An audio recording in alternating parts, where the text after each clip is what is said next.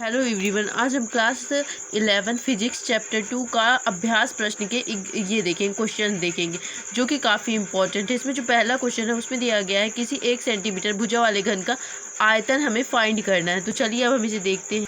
जो क्वेश्चन है वहाँ पे 1 सेंटीमीटर इक्वल टू कितने मीटर क्यूब होंगे, मीटर क्यूब में हमें बताना है। तो 1 सेंटीमीटर इक्वल टू क्या होता है 100 सेंटीमीटर इक्वल टू कितना होता है 1 मीटर। तो अब हमें 1 सेंटीमीटर निकालना है तो 100 को इस तरफ पक्षांतरित कर देंगे तो कितना आ जाएगा 1/100 मीटर। अब इसको हम ऊपर ले जाएंगे तो 10⁻⁻2 मीटर हो जाएगा। ठीक है, 10⁻⁻2 मीटर हो जाएगा। जो ये वैल्यू हमने निकाली है किसकी वैल्यू है कैलकुलेट की है, वो कैलकुलेट की है हमने एल की वैल्यू।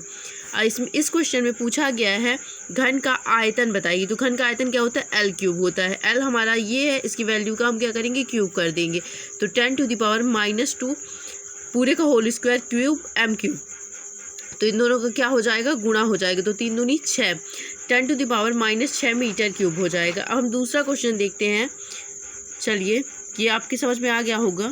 दूसरा क्वेश्चन दिया गया है किसी 2 सेंटीमीटर त्रिज्या वाले 10 सेंटीमीटर ऊंचाई वाले सिलेंडर का पृष्ठ क्षेत्रफल मिलीमीटर क्यूब स्क्वायर में ज्ञात कर बराबर होता है। मिलीमीटर स्क्वायर में हमें इसका पृष्ठीय क्षेत्रफल ज्ञात करना है। चलिए अब इसे सॉल्व में देखना है कि जो हमें सारी वैल्यू दी गई है किसमें दी गई है, वो दी गई है सेंटीमीटर में। तो इसे क्या करना है मिलीमीटर में कन्वर्ट करना है। तो मिलीमीटर में कन्वर्ट करने के लिए क्या करेंगे हम 10 का गुणा कर देंगे तो क्या हो जाएगी मिलीमीटर में कन्वर्ट हो जाएगी। तो h इक्वल टू 10 सेंटीमीटर जो कि ऊंचाई है तो उसमें 10 का गुणा करेंगे तो क्या हो जाएगी 100 मिलीमीटर। ठीक है, सिलेंडर का जो पृष्ठीय क्षेत्रफल होता है वो कितना होता है, हमारे सिलेंडर का जो पृष्ठीय क्षेत्रफल होता है वो होता है 2πr² + 2πrh। तो 2π इन दोनों से कॉमन ले लेंगे, यहाँ बचेगा r² + rh।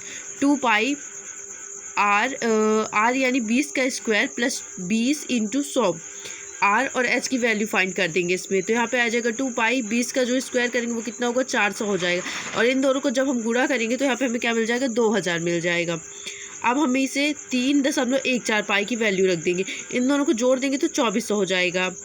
अब 2 से इसको मल्टीप्लाई कर देंगे तो 8 दूनी 4 दूनी 8, 2 एक कम 2, 3 दूनी 6, 628 आ गई है। तो आप भी जानते हैं इंटू 2400। ठीक है, अब 2400 का इसमें मल्टीप्लाई करेंगे तो आ जाएगा हमारा 1572 मीटर, 15072 मीटर सॉरी, लेकिन मिलीमीटर स्क्वायर। यहाँ तक हम आंसर लिख सकते हैं लेकिन हमें नहीं लिखना। एक आंसर लिखने का तरीका होता है, वो तरीका होता है कि हमें इसमें जितने भी आंसर फाइंड करने हैं उसमें एक अंक के बाद दशमलव लगा देना है। तो उसमें क्या करेंगे हम 1000 का गुणा कर देंगे प्लस 1000 का भाग कर देंगे, क्योंकि मैथ में ये रूल होता है। यहाँ पे मैथ भले ही फिजिक्स है लेकिन यहाँ पे जो कैलकुलेशन है वो मैथमेटिक्स है। तो मैथमेटिक कैलकुलेशन में एक रूल होता है कि जिस संख्या का हम गुणा करेंगे उसका भाग भी करना पड़ेगा, जिस संख्या को हम जोड़ेंगे उसे घटाना भी पड़ेगा। ठीक है, तो क्या करेंगे 10⁴ इसको कर देंगे और ये हमारे 4 जीरो हैं, 4 अंक बाद दशमलव लगा देंगे तो हमारा 1.5072 × 10 के भाग में 4, हमें दशमलव के 1 अंक तक लेना है। तो ये हो गया हमारा सिलेंडर का पृष्ठीय क्षेत्रफल। अब सी नंबर में चल, जहाँ पर दिया गया है कोई गाड़ी 18 किलोमीटर पर हावर की चाल से चल रही है तो 1 सेकंड में कितने मीटर चलती है। चलिए इसको यहाँ पर दिया गया है गाड़ी की जो स्पीड है वो कितनी है 18 किलोमीटर पर आवर है। पहले हमें इसे मीटर पर सेकंड में बदलना पड़ेगा, क्योंकि जो हमसे आंसर पूछा उसमें पूछा मीटर में पूछा गया, लेकिन मीटर पर सेकंड में बदलने के लिए एक फॉर्मूला होता है। कोई भी संख्या यहाँ पे 18 हो 19 हो 20 हो तो उसका मल्टीप्लाई हम किससे करेंगे 5/18 से कर देंगे तो किसमें आ जाएगा मीटर पर सेकंड इनवर्स में आ जाएगा। ठीक है, यह आपको बहुत ही ध्यान रखने की वाली बात है।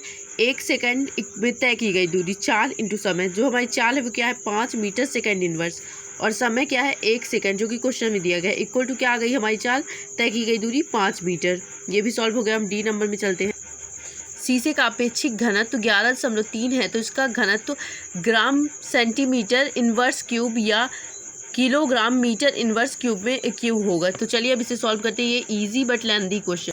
इसमें हमें शीशे का घनत्व दिया गया है अपेक्षिक घनत्व 11.3, तो हम शीशे का घनत्व निकालेंगे। शीशे का घनत्व क्या होता है शीशे का अपेक्षिक घनत्व इंटू जल का घनत्व।